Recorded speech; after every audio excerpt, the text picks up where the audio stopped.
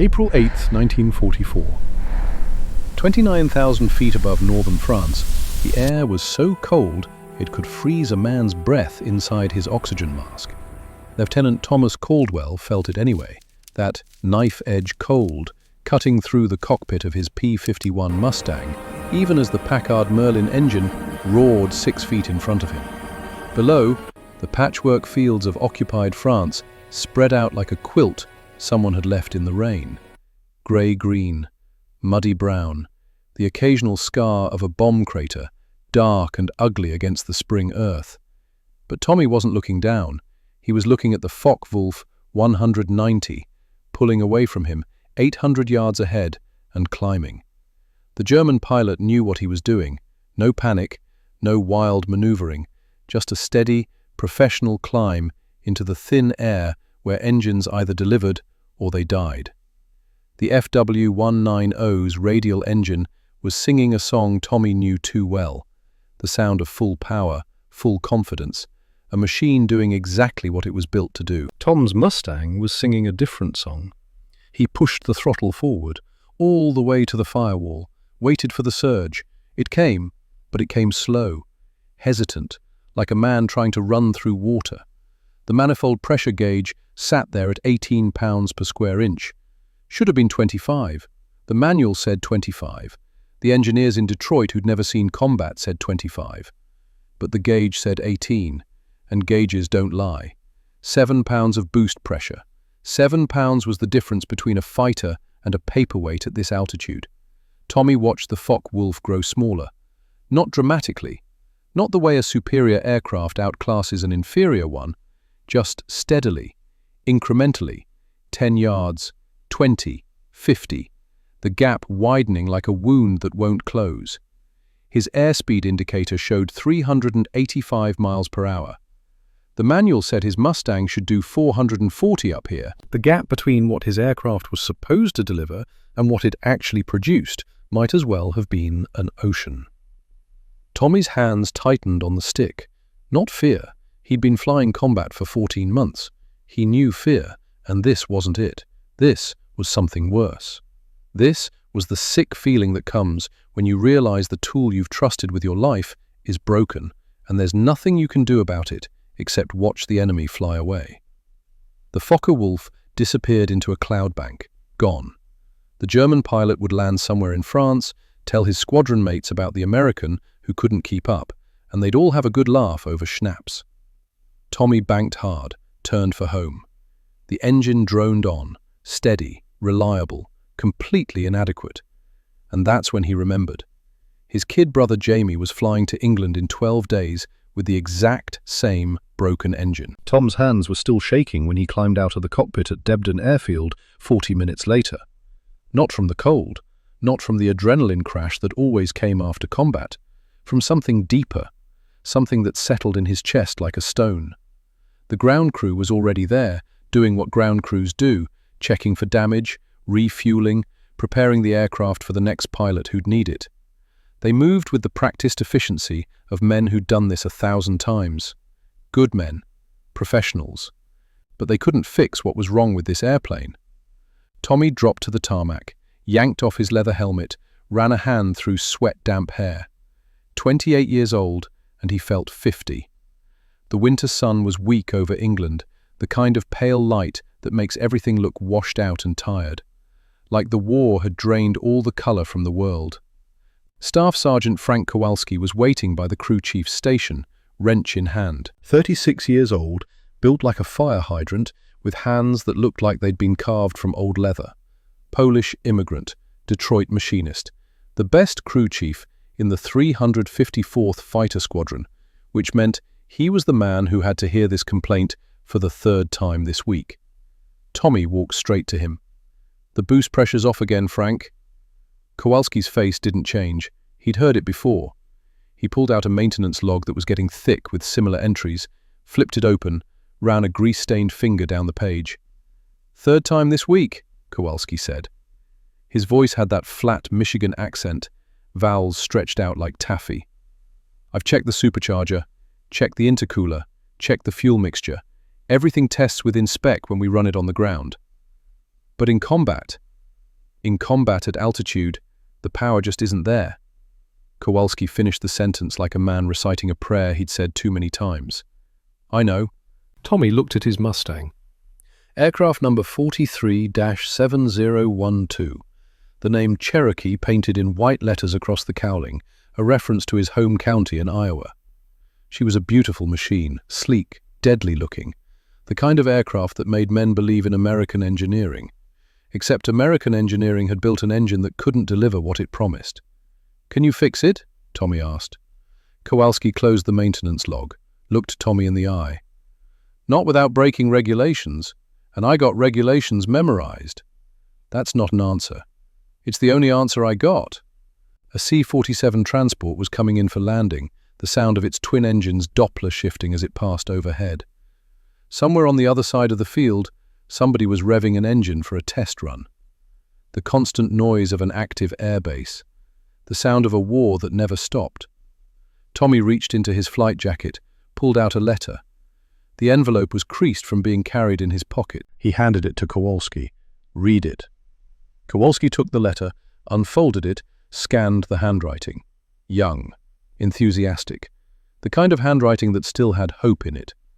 Dear Tommy, can't believe it's finally happening. Shipping out April 20th, should be in England by the 22nd at the latest. They assigned me to the 354th, same squadron as you. The CO said I could fly on your wing once I get checked out on the Mustang. I've been practicing everything you taught me, deflection shooting, energy management, check 6 every 3 seconds. I'm ready, Tommy. I know I am. Mom's worried, but I told her not to be. I'm flying with my big brother, the best pilot in the 8th Air Force, and they say the Mustang is invincible. Long range, fast, maneuverable. I can't wait to get in the cockpit. See you soon. Jamie Kowalski read it twice. Then he folded it carefully, handed it back. Your brother, he said. It wasn't a question. 19 years old. Still got baby fat on his face. Tommy's voice was quiet. He thinks the Mustang is invincible because that's what I told him in my letters. I didn't want him to be scared. He's a pilot. Scared is part of the job. He's my kid brother, Frank, and he's flying here with an engine that can't keep up with a German fighter. An engine that'll get him killed the first time he needs full power at altitude. Kowalski looked at the maintenance log in his hand, then at the Mustang, then back at Tommy. 12 days, he said. 12 days. The wind picked up, blowing across the airfield, carrying the smell of aviation fuel and exhaust. Somewhere a mechanic was hammering metal against metal, the sound ringing sharp and bright in the cold air. Lieutenant Caldwell, Kowalski said, and his voice had changed, gone formal, the voice a man uses when he's about to say something that can't be unsaid. If I tell you something, it stays between us. Clear? Clear. I know what's wrong with these engines. Tommy waited. It's not the design. The Packard Merlin V1650 is a damn good engine. On paper, it's identical to the Rolls-Royce Merlin that the British use. Same specifications, same theoretical output, 2-stage, 2-speed supercharger, liquid-cooled V12, 1,590 horsepower at 21,000 feet. On paper, Kowalski nodded, but paper don't fly combat missions. And the reality is, our engines aren't built to the same tolerances as the British engines. Supercharger clearances are looser, bearing qualities different, surface finishes aren't as precise. It all adds up. How much does it add up to? 5 to 7% power loss at high altitude, maybe 10% on a bad day. Tommy did the math in his head. 7% of 1,500 horsepower, about 100 horses. 100 horses that weren't showing up when American pilots needed them most. Why? Tommy asked. Why build them worse if we've got the same blueprints? Because building to spec and building to standard are different things. Kowalski set down his wrench, wiped his hands on a rag that was already black with grease. Packard builds to spec. If a part measures within tolerance, it's good. The British, they build to standard. They hand-fit parts. They individually balance supercharger impellers. They got craftsmen who've been building these engines since before you were born. We've got craftsmen too. We got assembly line workers following procedures, good workers, professional workers, but it's not the same. Kowalski's voice was tight. I worked at Packard before the war, luxury car division. I know precision machining. I know what these engines need. But the military sent me specifications to follow, and specifications say 18 pounds of boost is within acceptable range. Acceptable for who? For the accountants who signed the contracts. Kowalski picked up the maintenance log again, flipped through pages of entries. 27 complaints last week, all the same problem. Boost pressure drops at altitude.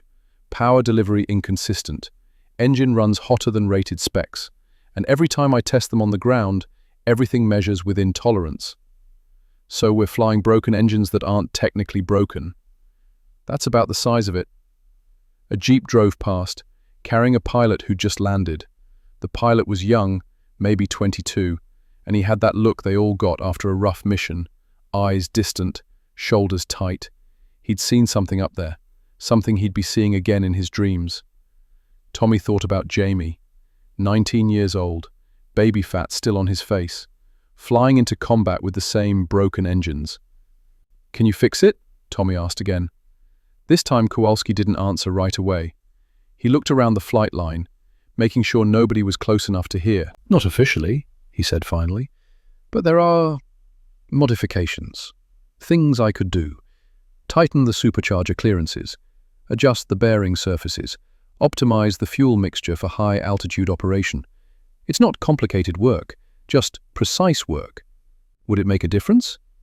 It'd get you closer to rated power. Maybe not all the way, but closer." "How much closer?" 22, 23 pounds of boost instead of 18. That's about 150 horsepower at altitude. Enough to catch that Focke-Wulf you were chasing today. Tommy felt something shift in his chest. Not quite hope, not yet, but something close. "Why haven't you done it already?" Kowalski's jaw tightened. "Because modifying military equipment without authorization is a court-martial offense.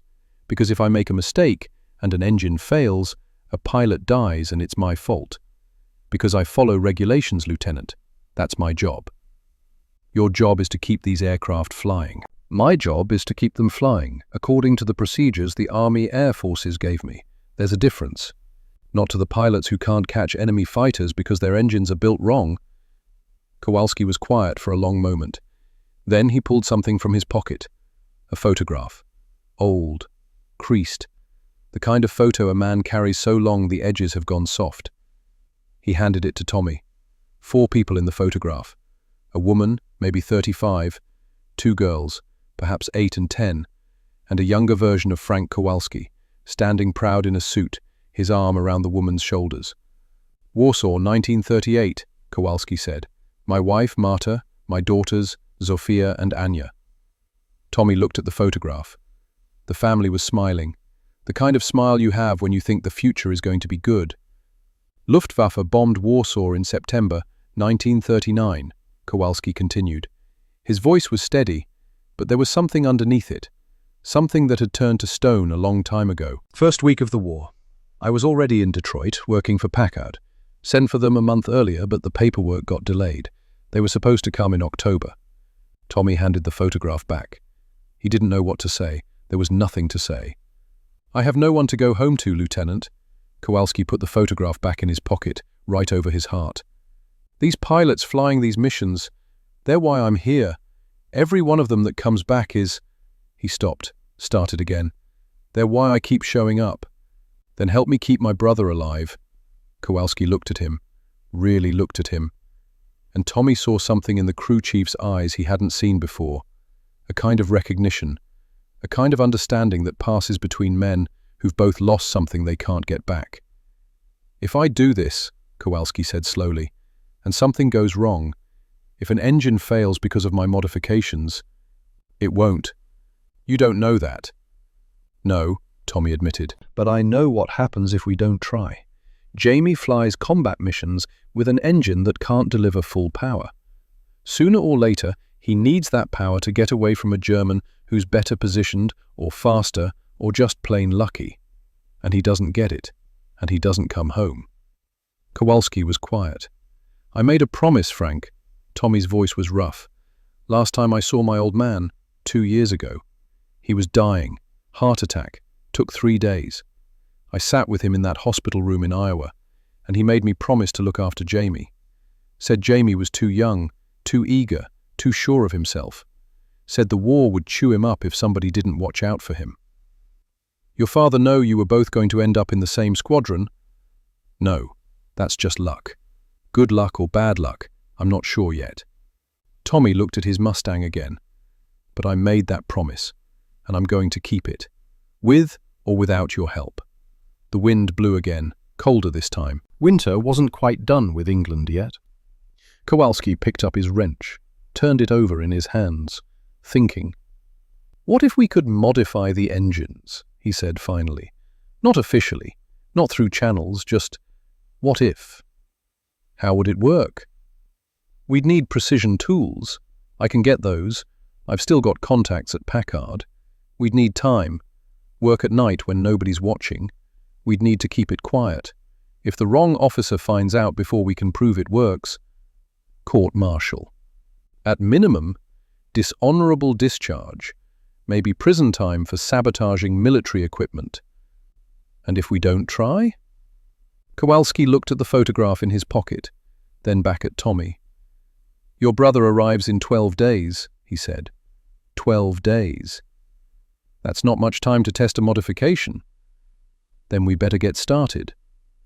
Kowalski nodded slowly. Not agreement exactly, more like acceptance. The acceptance that comes when a man realizes he's going to do something dangerous because it's the right thing to do and there's no other choice. We do this on my terms, he said. We test everything. We document what works and what doesn't. And we use your aircraft first, not your brother's. If something goes wrong, it goes wrong with you, not him. Agreed. And if I tell you to stop, if I say a modification is too risky, you stop. No arguments. Agreed. Kowalski held out his hand. Tommy shook it. The handshake of men making a pact that could get them both court-martialed or worse. Midnight, Kowalski said. Hangar 3.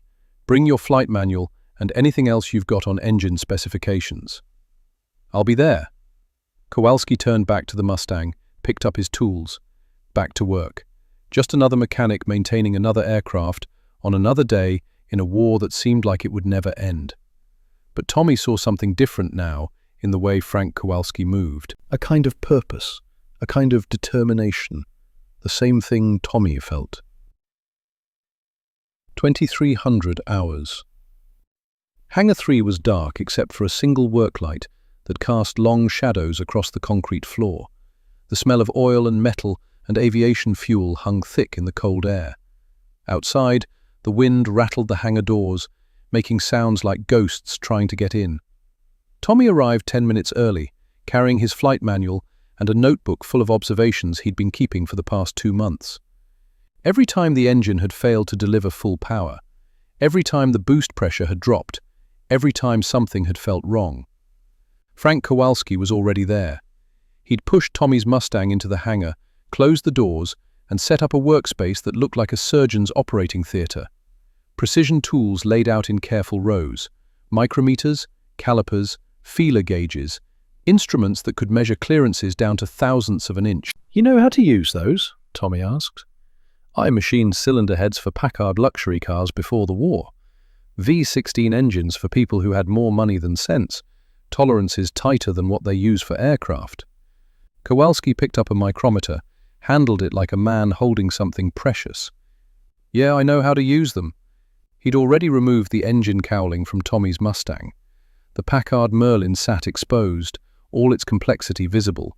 12 cylinders arranged in a V, the supercharger mounted on top, driven by gears and shafts.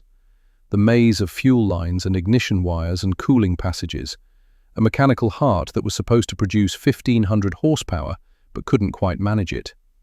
First thing we need to do, Kowalski said, is figure out exactly where the power's going missing.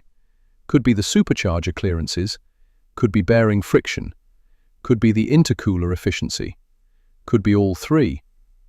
How do we test that? The old-fashioned way, we measure everything. Compare it to what the British are doing. Find the differences. Tommy pulled out his notebook. I got drawings of a Rolls-Royce Merlin, sketches I made when I borrowed access to a British hangar. Kowalski raised an eyebrow. Borrowed? The squadron leader was giving me a tour. He got called away. I had my notebook. Time is short during war. Uh-huh. Kowalski took the notebook, studied the drawings. His face changed. These are good, really good. You got an eye for mechanical detail. Farm kid. Grew up fixing tractors with my old man. He always said if you can't draw it, you don't understand it. Smart man, your father. He was. Kowalski compared the drawings to the Packard engine in front of them, took measurements with his calipers, made notes. His hands moved with the confidence of someone who'd done this kind of work 10,000 times. There, he said after 20 minutes. Supercharger impeller clearance. The British run 0.002 inches. We're running 0.005. That's triple the gap. 0.003 of an inch. That matters? At 20,000 RPM, yeah, it matters. That gap bleeds off boost pressure. Air escapes instead of compressing. You lose efficiency. Kowalski made more notes. And look here. Bearing surface finish. The British hand-scrape these to get them perfectly smooth. Our bearings are machined. Good quality, but not hand-fitted. More friction means more power loss. Can we fix it? Fix is the wrong word. We can't turn a Packard into a Rolls-Royce, but we can tighten tolerances, improve surface finishes, get closer to what the British are achieving. How much closer? Kowalski did some calculations on a scrap of paper. If we tighten the supercharger clearance to 0.0025, that's halfway between Packard spec and Rolls-Royce spec. And if we polish the bearing surfaces, and if we optimize the fuel mixture for high-altitude operation, I'd estimate we could gain 3 to 4 pounds of boost pressure. That's roughly 100 to 130 horsepower at 25,000 feet, maybe more. Tommy felt that thing in his chest again, that thing that was starting to feel like hope. When can we start? Kowalski looked at the engine, then at his tools, then at Tommy. Right now, he said. But you need to understand something. If I make a mistake, if I take off too much material or set the clearance wrong, this engine could seize at full power. If that happens at high altitude in combat, I know the risk. Do you? Because the pilot flying this aircraft dies, Lieutenant. That's not theoretical, that's real. I'll be the pilot flying this aircraft, not Jamie. We agreed. Kowalski's hands were shaking, just slightly, just enough to see in the work light. I haven't done precision work like this in 2 years, he said quietly. I've been following procedures, checking parts against specs, but this is different.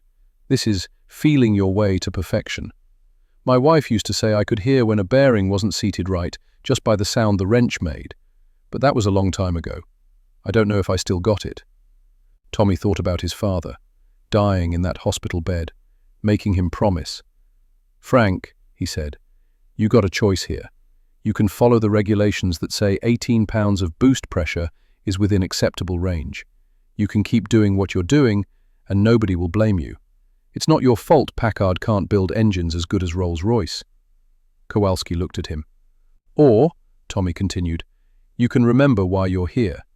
You said these pilots are why you keep showing up. Well, here's your chance to keep one more pilot alive. My kid brother, 19 years old. He thinks the Mustang is invincible because I told him it was. I need to make that true. The wind rattled the hangar doors again. Somewhere outside, a truck was driving past, its engine noise fading into the distance. Kowalski picked up a small grinding stone, examined it in the light. I'm going to start with the supercharger impeller, he said. Need to true up the balance first. Then we'll work on the clearances. You sure? No. Kowalski's voice was steady now, but I'm doing it anyway. He pulled a rolling stool over to the engine, sat down, started removing the supercharger assembly. His hands had stopped shaking. They moved with the precision of a man who'd done this kind of work his whole life. Tommy watched him work, watched him measure, watched him make microscopic adjustments with tools that could detect variations invisible to the naked eye. "Tell me about your brother," Kowalski said as he worked, not looking up. Jamie, 7 years younger than me. Ma had trouble with pregnancies, lost 3 between me and him. So when he came along healthy, she kind of doted on him. Pa tried to toughen him up, but Ma always got in the way. Sounds like a good mother. The best. She didn't want either of us to join up. But after Pa died and Pearl Harbor happened, we didn't see how we had a choice. Your mother know you're both in the same squadron now? Yeah, I wrote her. She wrote back saying she was going to pray every night until we both come home. Tommy paused. She's not a religious woman, hasn't been to church since Pa died, but she said she'd pray anyway, just in case. Kowalski made a note on his pad, adjusted something with a feeler gauge. Your brother know about this? He asked. About the engine problems? No. I've been keeping it out of my letters. Didn't want him to worry. He's going to find out when he gets here. I know, but by then, maybe we'll have it fixed. Or maybe we'll both be in Leavenworth prison for unauthorized modification of military equipment. There's that too. Kowalski actually smiled, small, tired, but real. They worked through the night, Kowalski measuring, adjusting, testing, Tommy helping where he could, learning as he went. The crew chief explained what he was doing, why it mattered, how each tiny adjustment would affect the engine's performance. Precision isn't about perfection, Kowalski said at one point, his voice low in the quiet hangar. It's about understanding where perfection is and getting as close as you can with the tools you have. The British, they've been building these engines for 10 years. They know where perfection is, they can feel it. We're learning, and learning takes time. We don't have time. Then we learn fast. By 0400 hours, Kowalski had reassembled the supercharger with tighter clearances and rebalanced impellers. He'd polished bearing surfaces until they gleamed. He'd adjusted the fuel mixture controller for optimal high-altitude performance. That's all we can do tonight, he said, wiping his hands. Need to test it, but not here. We need altitude. We need combat conditions. I've got a patrol scheduled for 0700. That's 3 hours from now. Enough time to get cleaned up and grab some breakfast. Kowalski looked at the engine, his work, his modifications, his responsibility. If this fails, he said quietly, I'll never forgive myself. If it works, Tommy replied, you'll have saved my brother's life, and maybe a lot of others. That's a lot of weight to carry. Yeah. Your father, Kowalski said, the promise you made him, you really think you can keep it? Tommy thought about Jamie, 19 years old, baby fat still on his face, flying to England with dreams of glory and no idea that the aircraft he trusted was broken in ways the manual didn't mention. I have to, Tommy said. Kowalski nodded slowly. He started putting away his tools, each one returned to its proper place with the care of a man who respected his equipment. 11 days, he said. Your brother arrives in 11 days. 11 days. Better make them count. Tommy helped him push the Mustang back out of the hangar into the pre-dawn darkness. The engine cowling was back in place. From the outside, nothing looked different. Just another P-51. Just another fighter in a war full of fighters. But Tommy knew better. Somewhere inside that engine, measured in thousandths of an inch, was the difference between his brother coming home or not. 11 days to prove it worked. 11 days to keep a promise to a dying man. 11 days to close a gap that everyone said couldn't be closed. The eastern sky was just starting to lighten. Dawn coming, another day beginning. Tommy looked at his watch. 0430, 2.5 hours until takeoff. Get some rest, Kowalski said. You're going to need it. What about you? I don't sleep much anymore. Kowalski looked at the Mustang, at his work. Not since Warsaw. He turned and walked toward his quarters, hands in his pockets, shoulders hunched against the cold. Tommy stood there for a moment, alone on the flight line. The wind had died down. Everything was quiet, except for the distant sound of engines being tested on the far side of the field. He thought about Jamie, about his father, about the promise. Then he turned and headed to his barracks. 3 hours until he'd find out if Frank Kowalski's midnight work had made any difference. 3 hours until he'd find out if hope was just another word for foolishness. 3 hours until the modified engine either sang the way it was supposed to, or failed in ways that would haunt them both forever. April the 8th, 1944. Continued. 0700 hours. The cockpit of a P-51 Mustang at dawn smells like leather and aviation fuel and the particular metallic tang of instruments that have been operating in freezing temperatures all night. Tommy Caldwell breathed it in as he strapped himself into the seat, the familiar ritual of clips and buckles and adjustments that fighter pilots do without thinking. But this morning was different. This morning he was flying an engine that had been modified by a Polish mechanic in the middle of the night, using techniques that weren't in any Army Air Force's manual. This morning, the engine either worked or it didn't. And if it didn't, Tommy would find out at 25,000 feet with enemy fighters trying to kill him. Frank Kowalski stood on the wing, helping him with the shoulder straps. The crew chief's face was grey with exhaustion. No sleep, just 3 hours of nervous waiting. His hands moved automatically, checking connections, testing fittings, making sure everything was secure. Fuel mixture controller is set for optimal high-altitude performance, Kowalski said quietly, his voice barely audible over the sound of other engines starting around the flight line. You'll feel it respond differently above 20,000 feet, crisper, more immediate. If it works. If it works. Kowalski didn't sugarcoat it. Manifold pressure gauge, you should see 22 to 23 pounds at full throttle. Maybe 24 if everything's perfect. That's 4 to 6 pounds more than you had yesterday. And if I see 18 again? Then we failed. Kowalski's jaw was tight. And we start over tonight. 10 days left. I know. Tommy settled his hands on the stick and throttle. The controls felt the same as always, worn leather grips shaped by thousands of hands before his. But knowing what was different under the cowling made everything feel strange, foreign, like flying someone else's aircraft. Frank, Tommy said. Kowalski looked at him. Thank you. The crew chief's face didn't change, but something shifted in his eyes. Recognition, understanding, the acknowledgement that passes between men who've put everything on the line for something that might not work. Bring her back, Kowalski said. Both of you. He jumped down from the wing, signaled to the ground crew to pull the chocks.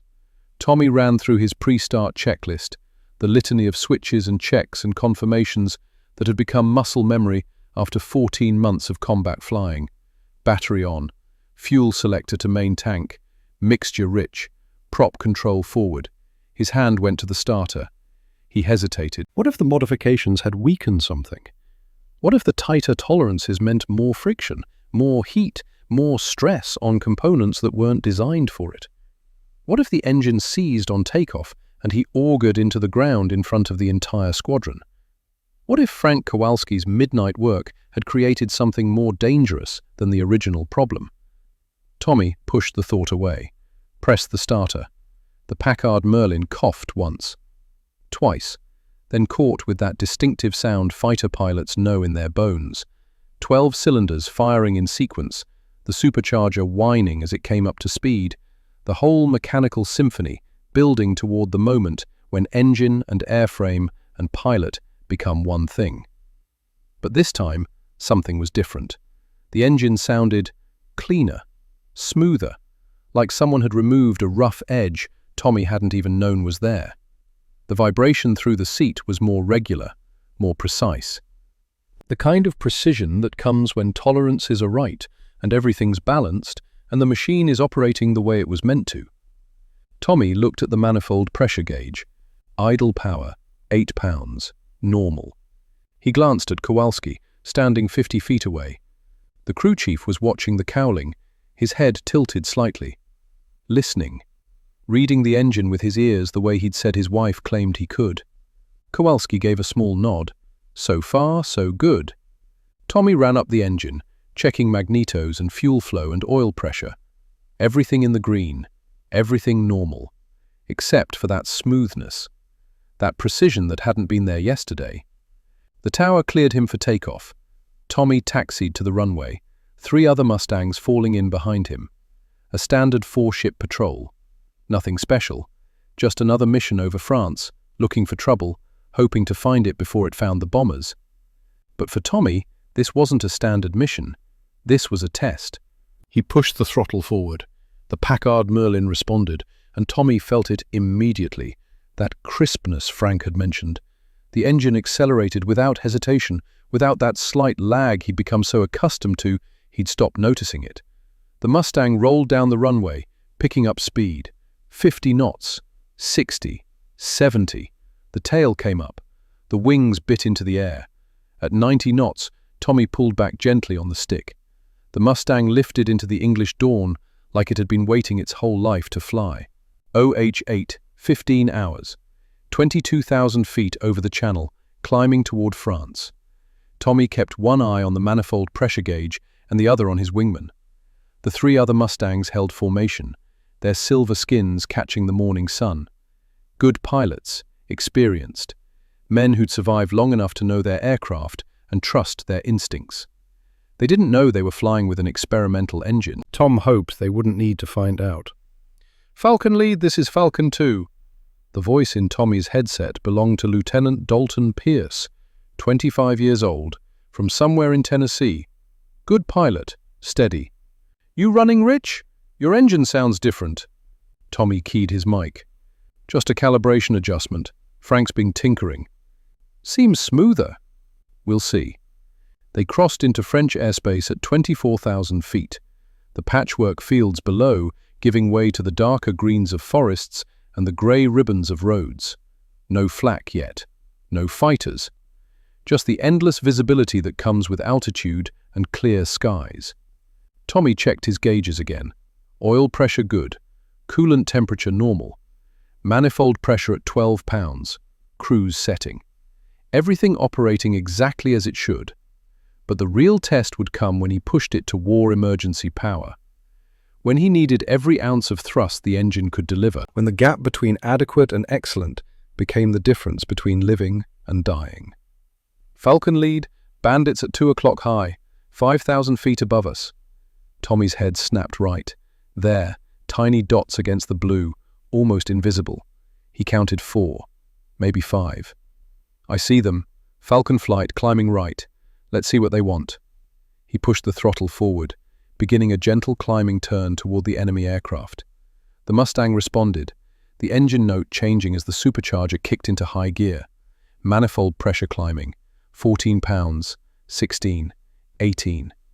The bandits were turning toward them now. Definitely fighters. The silhouettes resolving into the unmistakable shapes of Messerschmitt Bf-109s. 4 of them. Hunting. 20,000 feet. Tommy's altitude advantage was gone. Now it was a game of energy and positioning, and who had the better engine. "Falcon flight, full combat power. Stay with your wingman." Tommy pushed the throttle all the way forward. To the firewall. War emergency power. And the Packard Merlin sang. That's the only word for it. Not roared, not screamed. Sang. The engine note climbed to a pitch Tommy had never heard from his aircraft before. Clean and strong and absolutely confident. The manifold pressure gauge swept past 18 pounds, past the disappointing number that had defined every combat mission for the past 2 months. 19 pounds, 20, 21. The needle settled at 22 pounds and stayed there, rock steady, like it had found its home. Tommy felt the surge of acceleration press him back into his seat. The Mustang was climbing now like it meant it, like the difference between yesterday's engine and today's was the difference between a promise and a kept promise. "Jesus, Lead," Dalton's voice crackled over the radio. "What the hell did Frank do to your engine?" Tommy didn't answer. He was too busy flying. The 109s were turning into them, setting up for a head-on pass. Classic German tactics. 4 experienced pilots who'd probably been flying combat since Poland or France or Britain. Men who knew their aircraft and knew how to kill. But today, Tommy had something they didn't expect. An American engine that could finally deliver what it promised. The 2 formations closed at a combined speed of over 700 miles per hour. Tommy picked his target, the lead 109, slightly ahead of the others. His gunsight Pipper tracked across the sky, leading the German fighter, accounting for deflection and closure rate, and all the geometry of high-speed combat. 600 yards, 500, 400. Tommy's finger tightened on the trigger. The 6.50 caliber machine guns in the Mustang's wings hammered to life, the recoil shaking the airframe, tracers reaching out across the sky like angry fingers. The lead 109 flew straight into the stream of fire. Pieces flew off the German fighter. Cowling panels, part of the canopy. The 109 snap-rolled left, trailing smoke, breaking formation, the pilot fighting for control. "Brake right," Tommy called, hauling his stick hard over. The Mustangs scattered, the 109s flashing past in the opposite direction. Tommy pulled through the turn, the G-forces crushing him into his seat, his vision tunneling as the blood drained from his head. But the engine kept pulling. Strong, steady, no hesitation. He rolled out, looked for the fight, found it. Two 109s tangling with Dalton and his wingman, a twisting dogfight at 23,000 feet. The other two Germans were climbing, trying to regain the altitude advantage. Tommy went after them, full throttle. The Mustang accelerated, and for the first time in 2 months, Tommy felt like he was flying the aircraft he'd been promised. The 109s were climbing hard, their Daimler-Benz engines pulling them upward, but they weren't pulling away. Tom was staying with them. More than that, he was gaining. The manifold pressure gauge still showed 22 pounds. The engine still sang that clean, perfect note. Everything Frank Kowalski had done in the middle of the night was working exactly as he'd hoped. 25,000 feet.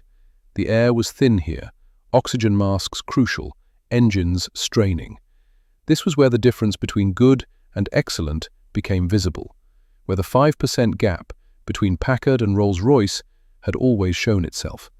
But not today. Today, Tommy's Mustang climbed like it had a Rolls-Royce heart beating under the cowling.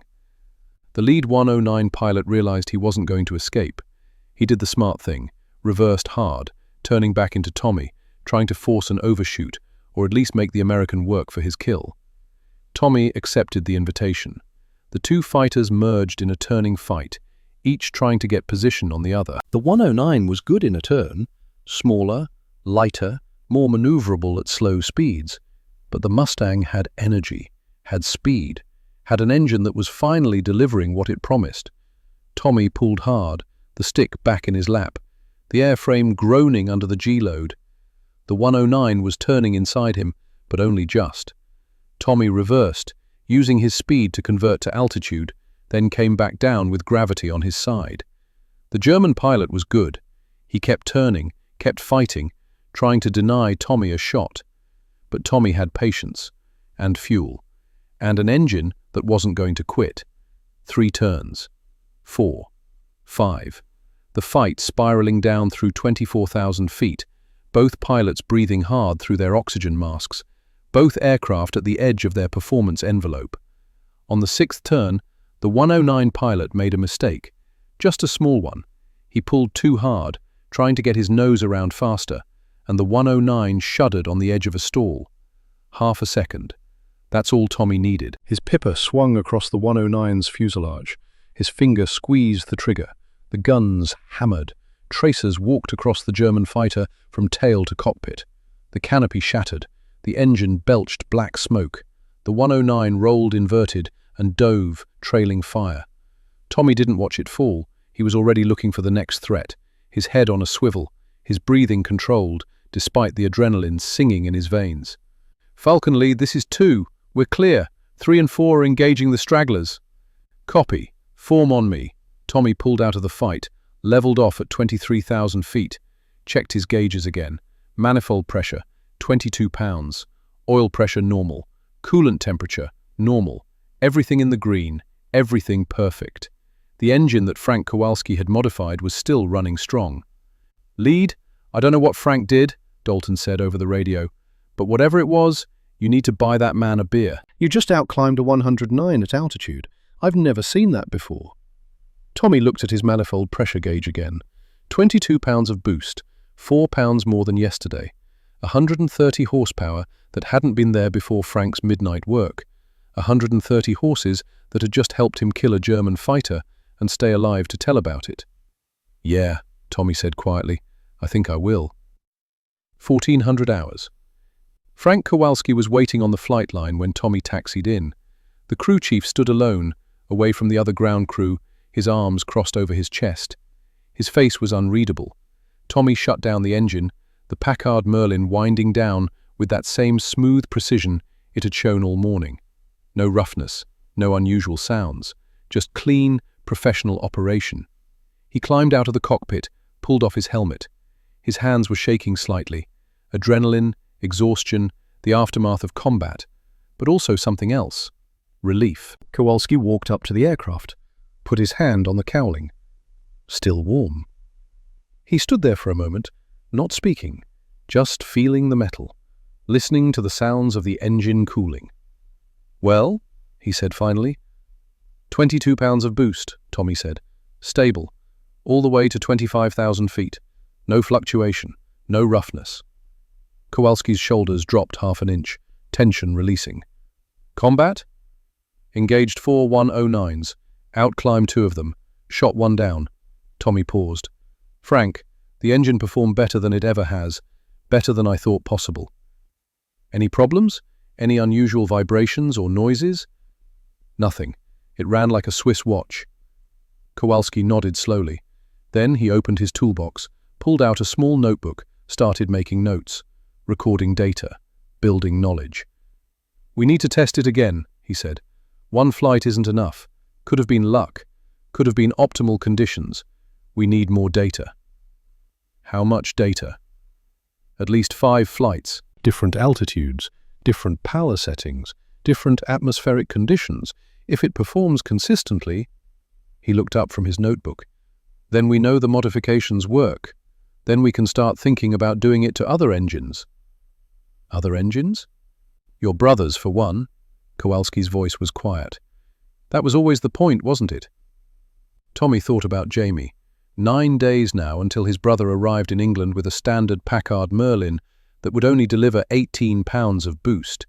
9 days to prove these modifications were safe and reliable. "Yeah," Tommy said. "That was always the point." A jeep pulled up. The driver saluted. "Lieutenant Caldwell? Colonel wants to see you. Intelligence debriefing." Tommy nodded, returned the salute. He turned back to Kowalski. "We need to talk later. About expanding this. About what it would take to modify more engines." "Midnight," Kowalski said. "Hangar 3, same as last night." "You need sleep, Frank." "I'll sleep when your brother gets here and his engine works right." Kowalski picked up his tools. "Go give your debrief. I got work to do." He walked toward the hangar, and Tommy watched him go. 36 years old and moving like a man 20 years older. Exhaustion, stress, the weight of responsibility for modifications that could save lives or end them. Tommy climbed into the jeep, but as they drove away, he looked back at his Mustang, at the aircraft that had just outperformed a German fighter because a Polish mechanic had refused to accept good enough. 9 days until Jamie arrived. 9 days to turn one successful test into a proven solution. 9 days to close a gap that everyone said couldn't be closed. 1600 hours. The intelligence officer was a captain named Lawrence Garrett, 31 years old, West Point graduate, engineering degree from MIT. The kind of officer who understood both the science and the practice of aerial warfare. He listened to Tommy's combat report without interrupting, making notes on a yellow pad. When Tommy finished, Garrett sat back in his chair. "You outclimbed a 109 at 25,000 feet, he said. It wasn't a question. "Yes, sir." "That's unusual. The Messerschmitt normally has an advantage in climb rate at that altitude." "Yes, sir." Garrett tapped his pen against his notepad. "Your crew chief, Staff Sergeant Kowalski, he made some modifications to your engine?" Tommy's chest tightened. This was the moment where unauthorized modifications could become a court-martial offense. "Calibration adjustments, sir. Nothing major." "Lieutenant Caldwell?" Garrett's voice was patient. "I'm an engineer. I've been tracking performance statistics for every squadron in the group. Your kill ratio over the past 2 months has been good, but not exceptional. Today, you engage 4 enemy fighters at altitude and shoot down 1 while suffering 0 damage. Your reported manifold pressure is 4 pounds higher than your previous missions. That's not calibration, that's modification. Tommy met his eyes. Yes, sir. Unauthorized modification of military equipment is a serious offense. Yes, sir. Garrett was quiet for a moment. Then he stood up, walked to a filing cabinet, pulled out a folder. He opened it on his desk, turned it so Tommy could see. Performance reports, maintenance logs, pilot complaints about boost pressure at altitude. I've been documenting this problem for 3 months, Garrett said. 27 separate complaints from pilots in this group alone, all reporting the same thing, engines not delivering rated power at high altitude. I've sent reports up the chain, contacted Packard, got the same answer every time. Engines are within specification. He sat down again, fixed Tommy with a look. So, let me ask you something, Lieutenant. If you and your crew chief have found a way to make these engines perform the way they're supposed to, do you really think I'm going to stop you? Tommy blinked. Sir? I'm an engineer, Caldwell. I care about results. If Sergeant Kowalski's modifications work, if they're safe and reliable and can be replicated, then that's not a problem. That's a solution. But the regulations? The regulations say engines should perform to spec. Yours is now performing better than spec. I'd say that's following the spirit of the regulations, even if it bends the letter. Garrett leaned forward. Here's what's going to happen. You and Kowalski are going to document everything you're doing. Every measurement, every modification, every test result. You're going to give that documentation to me. And when this works, I'm going to make it official. Sir, if something goes wrong, I'll take responsibility. I'm the engineering officer. I should have solved this problem months ago. If you and a crew chief are doing my job for me, the least I can do is cover you. Garrett picked up his pen again. But I need data. Real data. Not just one successful mission. Can you give me that? Tommy thought about Frank Kowalski working through the night, about the precision measurements, about the careful documentation. Yes, sir, we can give you that. How long until you're confident these modifications are safe and reliable? Kowalski wants at least 5 more test flights, different conditions, different power settings. That's good methodology. Garrett made a note. What's driving your timeline? Tommy hesitated, then decided honesty was the only option. My brother, sir. He's arriving in 9 days, new pilot, assigned to this squadron. He'll be flying a standard Mustang with a standard engine that won't deliver full power at altitude. Garrett's expression softened slightly. You're trying to fix his engine before he flies combat? Yes, sir. That's a lot of pressure. It's my kid brother, sir. I made a promise. Garrett nodded slowly. He understood promises, understood family, understood what it meant to be responsible for someone else's life. 9 days, he said. That's not much time. No, sir. But if it works, how many other engines could Kowalski modify? Tommy hadn't thought that far ahead. I don't know, sir. He'd need help. Other mechanics who know precision work. I'll find them. Garrett stood up, held out his hand. You focus on the testing. Get me the data. Prove this works. I'll handle the administrative side. Tommy shook his hand. Thank you, sir. Don't thank me yet. We've got 9 days to turn unauthorized modifications into standard operating procedure. That's going to take some creative paperwork. Garrett smiled slightly. But I went to MIT. I'm good at creative problem solving. 1900 hours. The officers' mess was crowded with pilots finishing dinner. The conversation was loud, boisterous.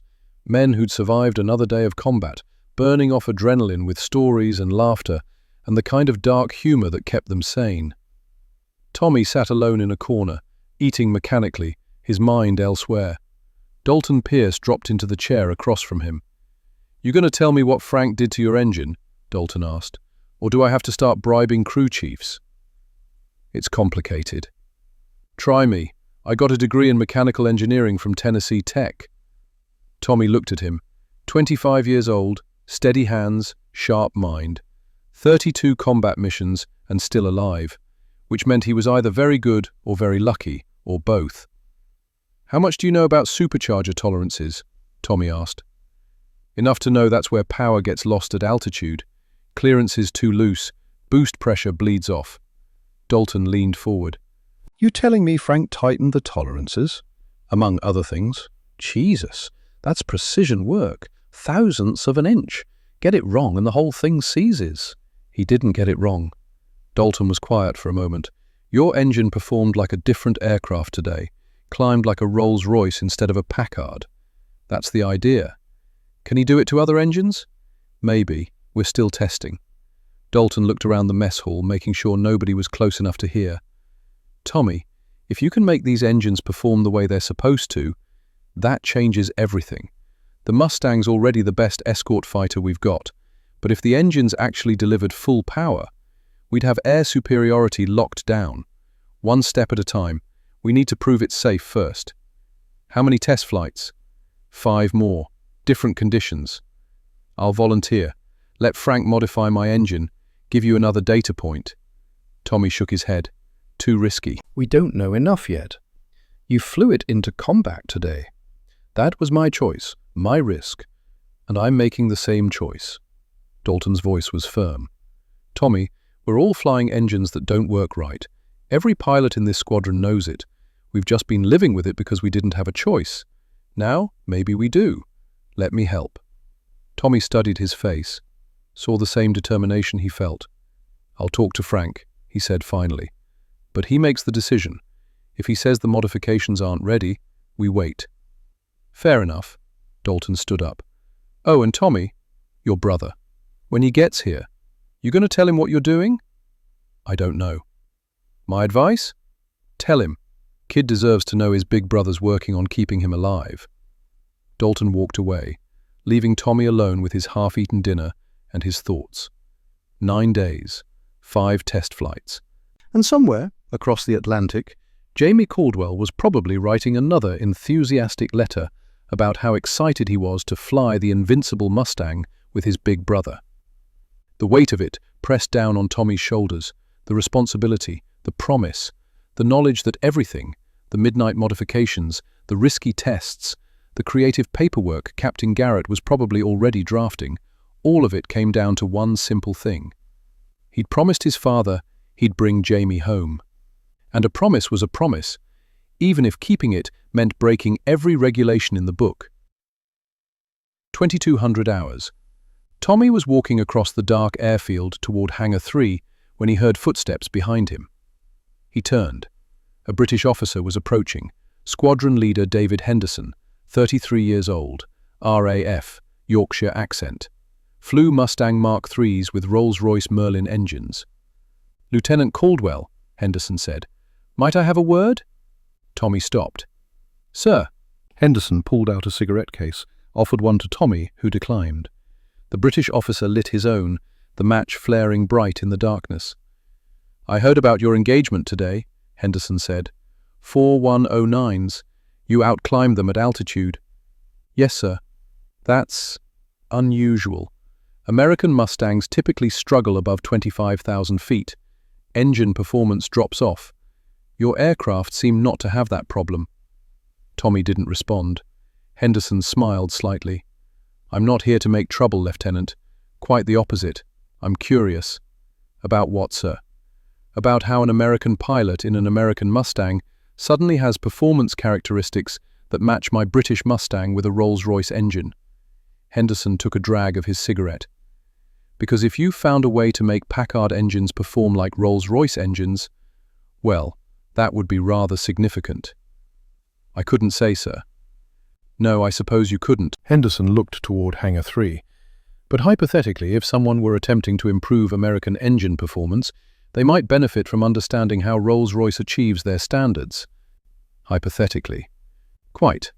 Henderson reached into his jacket, pulled out a folded document.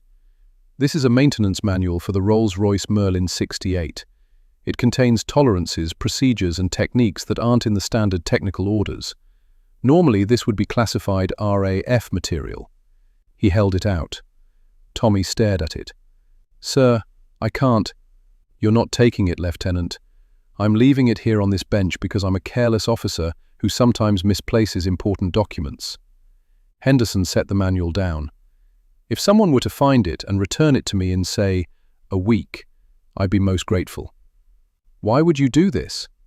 Henderson's smile faded. "Because we're fighting the same war, Lieutenant, and because I've lost too many good pilots to equipment that didn't perform when it needed to. If the Americans can improve their engines, that means more fighters over Germany, more protection for bombers, more pressure on the Luftwaffe." He paused. "And because my sister is married to an American pilot. He flies B-17s. I'd rather like him to survive the war." Tommy looked at the manual on the bench. "There's a chap at Rolls-Royce," Henderson continued. "Name's Albert Whitmore, master mechanic, been building Merlins since 1933. He's got knowledge that isn't written down anywhere, the kind of thing you learn from 20 years of listening to engines, feeling what's wrong before instruments can tell you." "How would someone contact him?" "I couldn't possibly say. But hypothetically, if someone were to ring the Rolls-Royce factory in Derby and ask for the senior master mechanic, they might get transferred to a gentleman with a thick Derbyshire accent who loves talking about engines to anyone who'll listen." Henderson dropped his cigarette, ground it out under his boot. "Good luck, Lieutenant," he said, "with your testing, or whatever it is you're not doing." He walked away into the darkness. Tommy waited a full minute. Then he picked up the manual, tucked it under his arm, and continued toward Hangar 3. Frank Kowalski was already there, the work lights on, tools laid out. He looked up when Tommy entered. "You're late," Kowalski said. "Had a conversation with a British officer." "That sounds ominous." Tommy set the Rolls-Royce manual on the workbench. "Not as ominous as you'd think." Kowalski stared at the manual like it was made of gold. "Is that RAF, Maintenance Manual for the Merlin 68? Complete tolerances, procedures, techniques." "How did you—" Squadron Leader Henderson left it on a bench. "By accident." Tommy smiled slightly. "We're supposed to return it in a week." Kowalski opened the manual with shaking hands, started reading. His eyes widened. Tommy, this is everything. Surface finish specifications, balancing procedures, the exact clearances they use for high-altitude operations." He looked up. "With this, I can get us even closer to Rolls-Royce performance." Henderson mentioned someone else, Albert Whitmore, master mechanic at Rolls-Royce. Said he's been building these engines since '33. "I know that name. He's a legend. They say he can hear a misaligned bearing from across the factory floor." Henderson suggested we call him, ask for advice. Kowalski was quiet for a long moment. Then he laughed, short, sharp. The kind of laugh that comes when a man realizes the universe has just handed him an unexpected gift. "An American officer and a Polish crew chief," he said, "getting advice from a British master mechanic to make American engines work like British engines. Your father would have appreciated the irony." "My father appreciated anything that got the job done right." "Smart man." Kowalski turned back to the manual, already making notes. "Give me 3 days with this information, and I can refine the modifications, make them more precise, more reliable. And then—" he looked at Tommy. "Then we can start thinking about your brother's engine." 8 days left. "I know." Tommy pulled up a stool. "What do you need me to do?" "Read, learn, understand what makes these engines work." Kowalski slid the manual across the workbench. "Your father taught you to fix tractors. I'm going to teach you to fix Merlins. By the time your brother gets here, you're going to know this engine as well as I do." "Why?" "Because if something happens to me, someone needs to know how to keep these modifications going." Kowalski's voice was serious. "This is bigger than just your brother, Tommy. This is about every pilot in this squadron, every pilot in the 8th Air Force. We get this right, we save lives. Lots of lives. And that's worth any risk." Tommy opened the manual, started reading. Outside, the wind picked up again, rattling the hangar doors. Another English night. Another step closer to morning. Another day closer to Jamie's arrival. But now, for the first time, Tommy felt like they might actually do it. They might actually close the gap.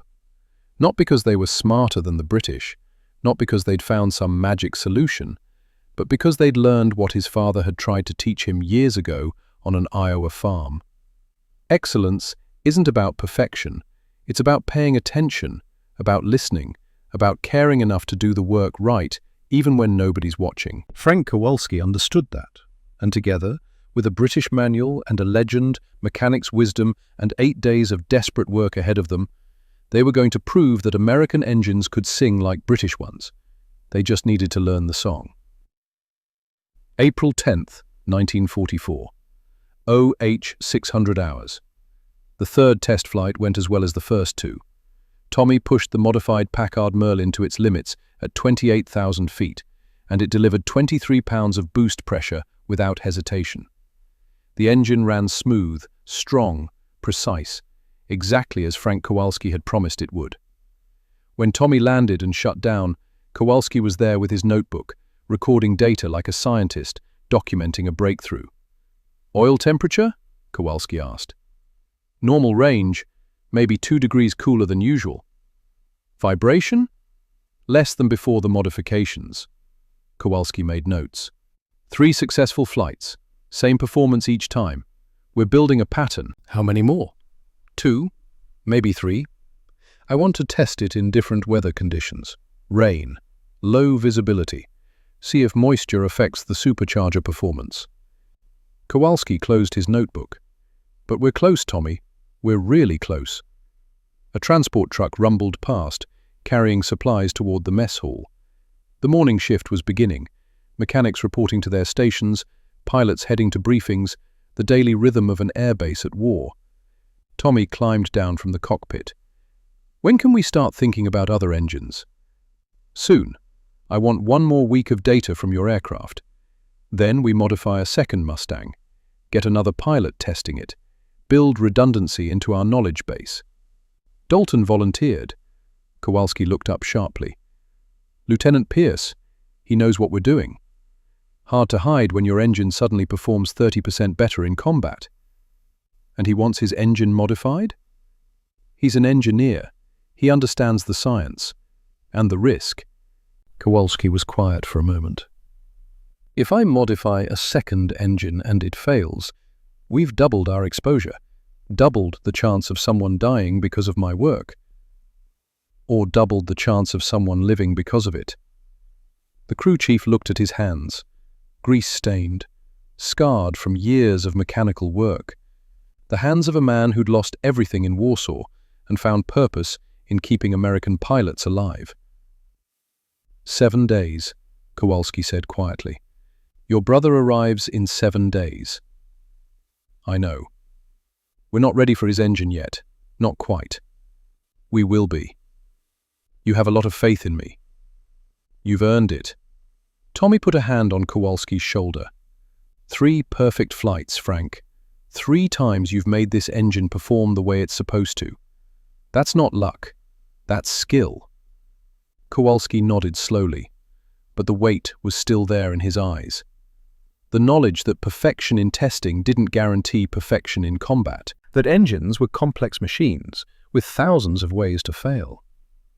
Get some rest, Tommy said. You've been working 20-hour days. I'll rest when your brother's engine works right. Frank. Tommy. The crew chief's voice was firm. I lost my family because I wasn't there, because I was in America, building luxury cars, while the Luftwaffe destroyed Warsaw. I'm not losing anyone else, not if I can help it, not if staying awake a few more hours means the difference between your brother coming home or not. There was nothing to say to that. No argument that would change a man's mind when guilt and purpose had fused into something harder than steel. So, Tommy just nodded. Midnight tonight? Midnight. Kowalski picked up his tools. Bring the British manual. I want to cross-reference their intercooler specifications with what we're doing. He walked toward the hangar, and Tommy watched him go. 36 years old, and carrying the weight of 2 families, the one he'd lost and the one he'd found. 7 days until Jamie arrived. 7 days to turn good into perfect. 7 days to keep a promise to a dead man. April 13th, 1944. 1400 hours. The weather had turned. Low clouds, drizzle, visibility down to 2 miles. Perfect conditions for testing how the modified engine performed when moisture in the air affected the supercharger's efficiency. Tommy was in the operations building studying weather maps when the phone rang. The operations officer answered it, listened, then held out the receiver. "Lieutenant Caldwell, for you." Tommy took the phone. Caldwell. "Tommy!" The voice on the other end was young, excited, crackling with distance and static. "It's Jamie!" Tommy's chest tightened. "Jamie? Where are you calling from?" "London. We landed 2 hours ago. They're processing our paperwork, but I should be at Debden by tomorrow morning. Maybe even tonight, if the transport schedule works out." Tomorrow morning. Not in 4 days like the original schedule said. Tomorrow. That's... Tommy's mind raced. "That's great, kid. Really great. I can't wait to see you. And to get into a Mustang. They let us sit in one at the staging area. Tommy, it's beautiful. I can't believe I'm actually going to fly one." "Yeah, it's a hell of an aircraft. I've been practicing everything you taught me. I'm ready. I know I am." Tommy looked out the window at the drizzle, at the flight line where his modified Mustang sat with an engine that had only been tested 4 times, at the hangar where Frank Kowalski was probably working on refining specifications that weren't quite ready to be applied to a second aircraft. 4 days. They'd lost 4 days. "Tommy? You there?" "I'm here. Just surprised. Good surprised. When exactly do you get here?" "Transport leaves London at 0500 tomorrow. Should arrive at Debden around 0700. Can you meet me?" "Yeah, of course. I'll be there." "Thanks, big brother. I'll see you tomorrow." The line went dead. Tommy stood there holding the phone, his mind spinning through calculations. Tomorrow morning meant Jamie would be assigned an aircraft by tomorrow afternoon, would start ground training by the next day, would be flying his first familiarization flight within 72 hours, with an unmodified engine that would only deliver 18 pounds of boost pressure. He handed the phone back to the operations officer and walked out of the building. Frank Kowalski needed to know. 1500 hours. Kowalski was in Hangar 3, working on a stripped-down supercharger assembly when Tommy found him. The crew chief had the impeller out, measuring clearances with a micrometer, his face lined with concentration. "Frank!" Kowalski looked up, saw Tommy's expression, set down his tools. "What happened?" "Jamie called from London. He's early. He's early. Gets here tomorrow morning." Kowalski's face went very still. "Tomorrow morning? Not next Tuesday." "Not next Tuesday." The crew chief looked at the supercharger assembly on his workbench, at his notes, at the careful documentation of modifications that had been tested 4 times, but not the 5 or 6 times he'd wanted before applying them to another aircraft. "We're not ready," Kowalski said quietly. "I know. I wanted at least 2 more test flights, wanted to refine the bearing tolerances, wanted to test the modifications on a second aircraft with a different pilot before we touched your brother's engine." "I know." Kowalski picked up the micrometer, turned it over in his hands. "If we modify his engine tomorrow and something goes wrong, if we miss something because we rushed, then we don't modify it tomorrow." Tommy's voice was steady. "We wait. We stick to the plan. Test 2 more times. Get the data you want. Then we do his engine right. And in the meantime? In the meantime, he flies a standard Mustang, same as everyone else, with an engine that won't deliver full power when he needs it." "Yeah." Kowalski was quiet for a long moment. Then he set down the micrometer and walked to a filing cabinet in the corner. He pulled out a folder, brought it back to the workbench. Inside were maintenance records, not just for Tommy's aircraft, for the entire squadron. 23 Mustangs in the 354th Fighter Squadron, Kowalski said, all with Packard Merlins, all with the same problem we've been trying to fix. He flipped through the records. In the past 3 months, we've had 6 combat losses. 4 were definitely due to enemy action, aircraft shot down in circumstances where engine performance wouldn't have mattered. But 2, he paused. Two were pilots who got caught at high altitude, couldn't outrun or outclimb enemy fighters, and went down. Both good pilots, both experienced. Both flying aircraft that should have been fast enough to escape. You're saying the engines killed them? I'm saying the 5% gap killed them. The difference between what these engines are supposed to deliver and what they actually deliver. Kowalski looked at Tommy. Your brother's going to fly into that same gap. And yeah, maybe he gets lucky. Maybe he never needs that extra 5%. But maybe he does. And if he does, and the engine can't give it to him. So what are you saying? We modify his engine tomorrow, even though you're not ready. I'm saying I don't know. Kowalski's voice was rough. I'm saying I'm a mechanic, not God, and I can't predict the future. I can't tell you whether the risk of rushing is greater than the risk of waiting. I can only tell you the data I have, and the data says we need more testing. Tommy thought about his father, about that hospital room, about the promise. What if we switch aircraft? He said suddenly. What? I fly his assigned aircraft. He flies mine, the modified one. Kowalski stared at him. You want your brother, on his first combat mission, flying an aircraft with experimental modifications he doesn't know about. I want my brother flying an aircraft that works right. And you said it yourself, 4 successful tests. The modifications are solid. 4 tests isn't enough. It's enough to know the engine won't fail catastrophically. It's enough to know it performs better than standard. And yeah, maybe we haven't tested every possible condition, but we've tested the ones that matter. High altitude, full throttle, combat maneuvering.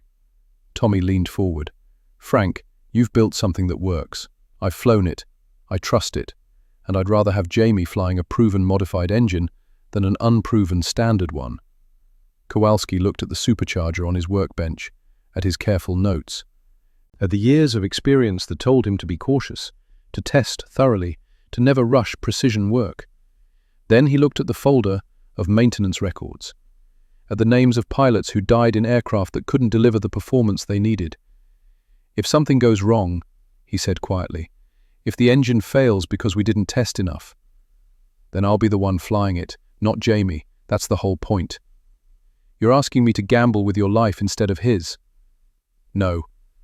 I'm asking you to give my brother the best possible chance of survival, which is what you've been doing for the past 2 weeks. The wind rattled the hangar doors. Rain was starting to fall harder, drumming on the metal roof. Your father, Kowalski said, what would he think of this plan?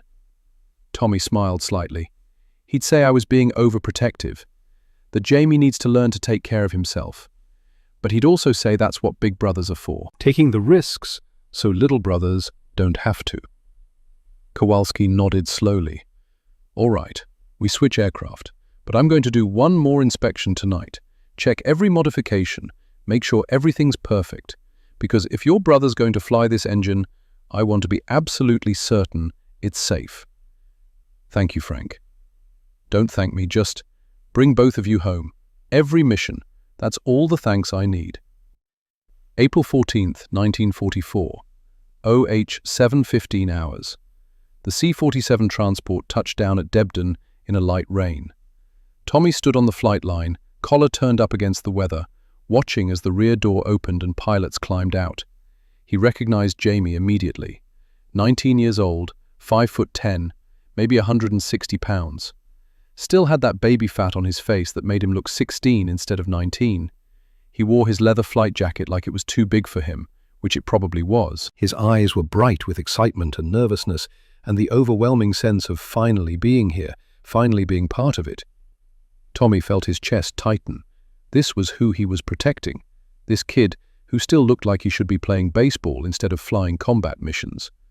This kid who wrote enthusiastic letters about how invincible the Mustang was, because he trusted his big brother to tell him the truth. Jamie saw him. His face broke into a huge grin. Tommy! He ran across the tarmac, duffel bag bouncing on his shoulder. Tommy met him halfway, and Jamie threw his arms around him in a hug that nearly knocked them both over. I can't believe I'm here, Jamie said, his voice muffled against Tommy's shoulder. I can't believe we're actually in the same squadron. Tommy hugged him back, hard, felt how thin his brother was, how young, how completely unprepared for what was coming. Welcome to England, kid. I'm not a kid anymore. Jamie pulled back, grinning. I'm a combat pilot. Or I will be once I get checked out. Yeah, about that. Tommy picked up Jamie's duffel bag. Let me show you around, get you settled. Then we need to talk. Talk about what? About your aircraft, about the engines, about some things you need to know. Jamie's grin faded slightly. Is something wrong? Nothing's wrong. I just want to make sure you're prepared. They walked toward the barracks, rain falling steady now. Other pilots from the transport were being greeted by squadron mates, ground crew directing them to their quarters. The normal chaos of new arrivals. But Tommy's mind was elsewhere. He was thinking about how to explain to his 19-year-old brother that the engines didn't work right, that American manufacturing couldn't match British precision, that there was a 5% gap between promise and reality, and that gap could get you killed. And he was thinking about the modified engine in his original aircraft, the one Jamie would be flying once the switch was approved. The engine that had been tested 4 times instead of 6. The engine that Frank Kowalski had inspected until 3 in the morning, making absolutely certain every modification was perfect. Tommy? Jamie was looking at him with concern. You okay? You seem tense. Just tired. Long week. Tommy forced a smile. Come on, let's get you squared away. Then I'll introduce you to your crew chief. What's he like? Best mechanic in the 8th Air Force. Polish immigrant. Lost his family in Warsaw. Takes care of our aircraft like they're his children. Sounds like someone I should get to know. Yeah, Tommy said quietly. Yeah, you should. Because Frank Kowalski was the man who'd spent 2 weeks working miracles in the middle of the night. The man who'd closed a gap everyone said couldn't be closed. The man who was going to keep Jamie alive with precision measured in thousandths of an inch. If everything went right. If the modifications held. If the promise could be kept. 1600 hours. Frank Kowalski met Jamie in Hangar 3.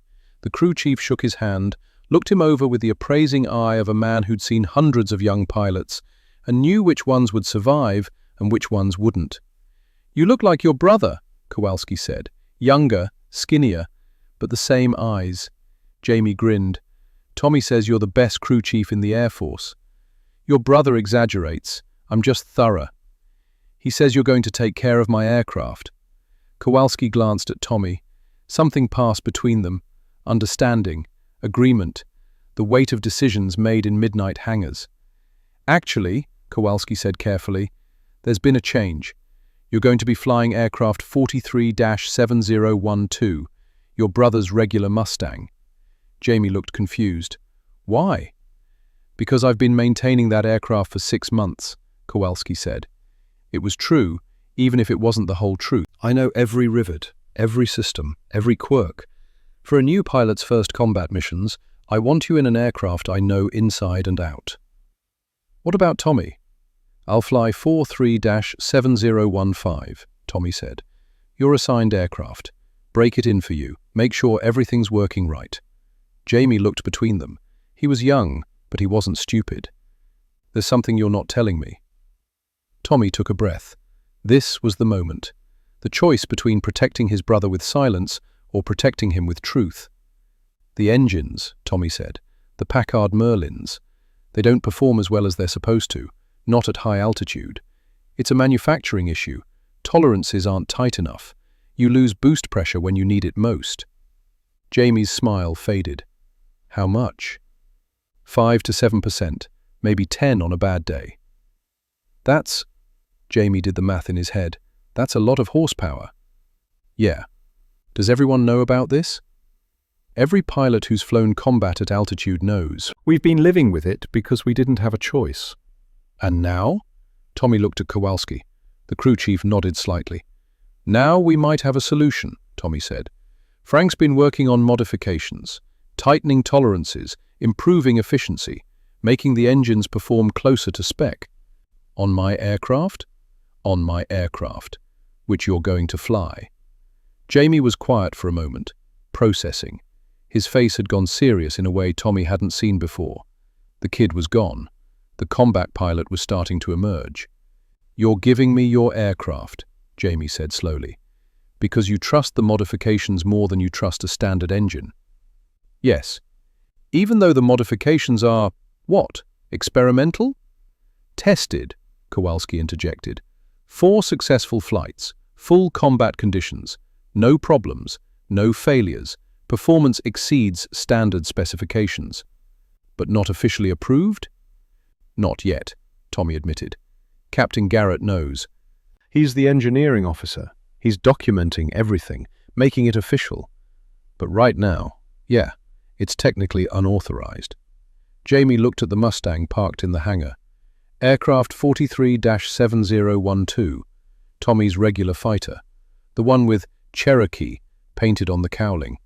The one with an engine that had been modified in secret, tested in combat, and proven to work better than anything Packard was officially producing.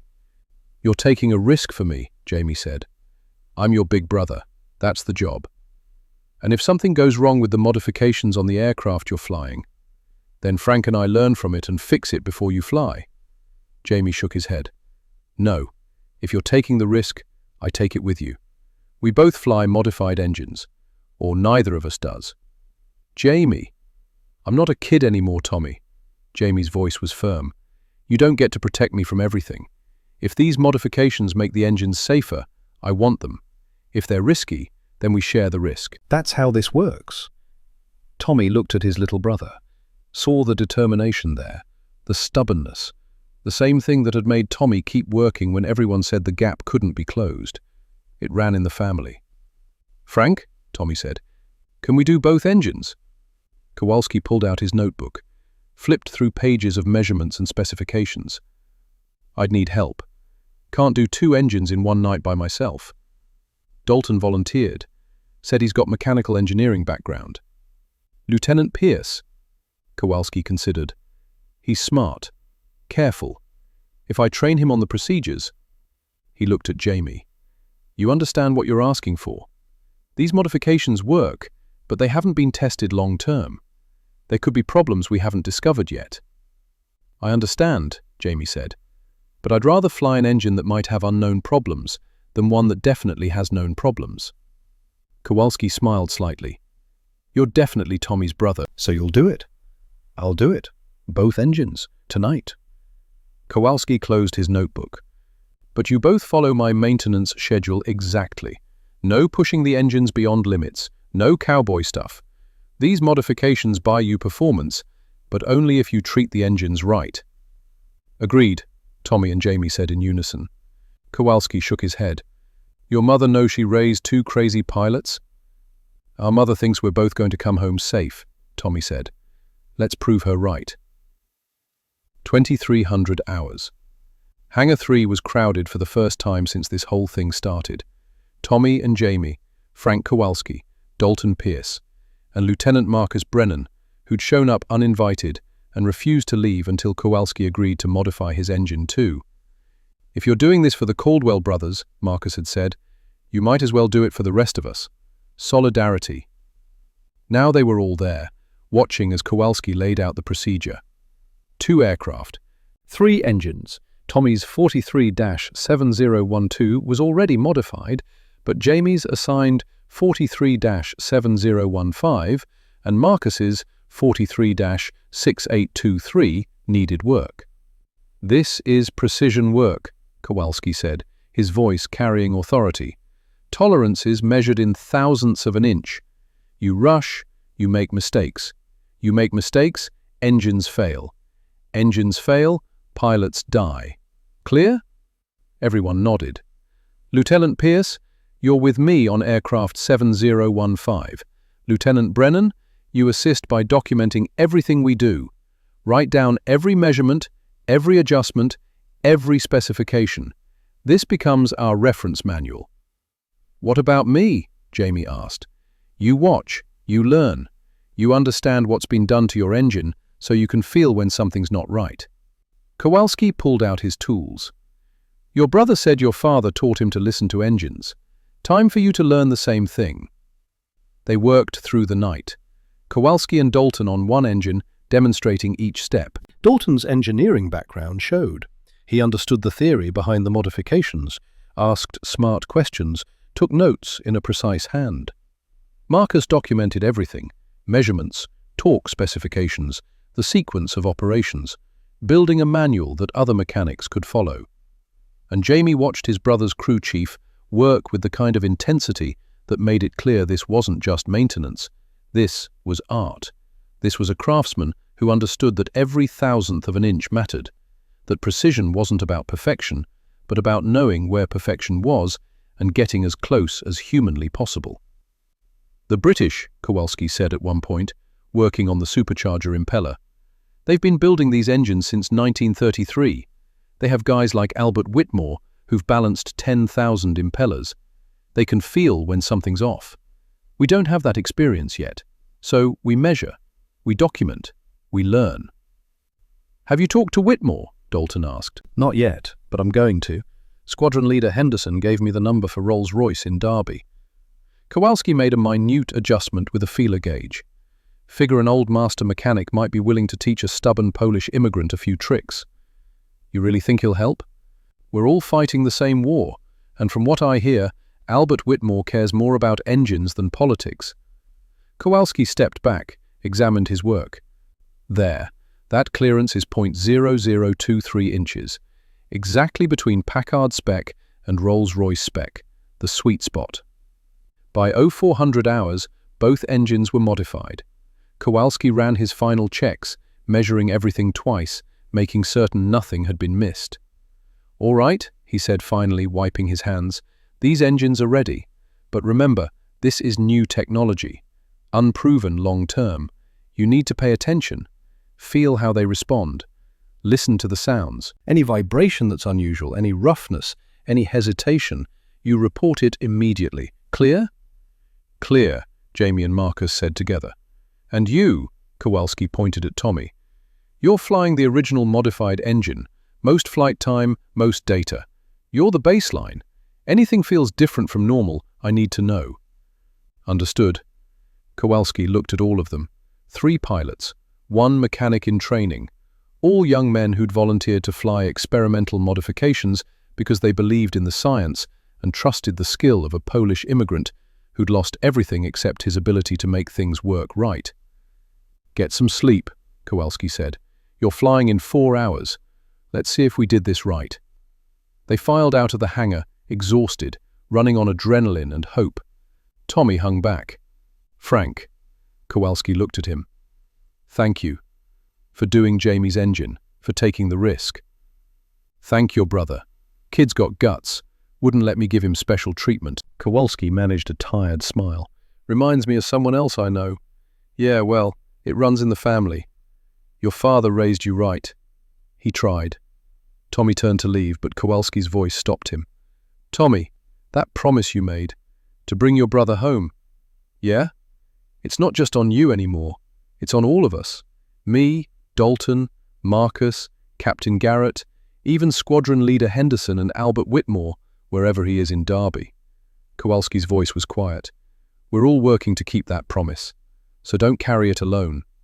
Tommy nodded, not trusting himself to speak. Outside, the sky was starting to lighten in the east. Dawn coming, another day beginning. Jamie was waiting by the barracks door. "You okay?" he asked. "Yeah, just tired." "Tommy, thank you. For the engine, for everything. That's what big brothers do." "No." Jamie's voice was serious. "That's what good men do. You could have taken the safe path. Let me fly a standard engine. Nobody would have blamed you, but you didn't. You and Frank, you're trying to fix a problem everyone else accepted as unfixable. The problem was killing pilots. I know, and now maybe it won't, because you gave a damn." Jamie smiled slightly. "Pa would be proud." "Yeah," Tommy said softly. "Yeah, I think he would be." They walked into the barracks together, brothers, pilots, partners in a dangerous experiment that might save lives or might end them. In 4 hours, they'd find out which. The modified engines would either sing the way they were supposed to, or the gap would prove impossible to close after all.